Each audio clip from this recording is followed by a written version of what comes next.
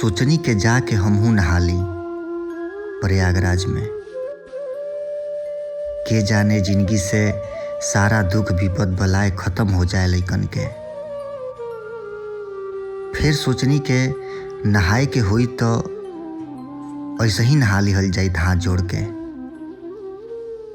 बाकी ये उम्मीद में मत रही के लइकन के जिंदगी ऐसे आसान हो जाई। अतीत के याद में भविष्य सजाए वाला लइकन के वर्तमान बड़ा कठिन होला। लइकन के जीवन में ऐसन कुंभ ना आए जे माथा से ओकनी के जिम्मेदारी के बोझ हटा देवे। लइकन के जिंदगी एगो अलगे कुंभ होला। पता ना उस साल 100 साल बाद आई।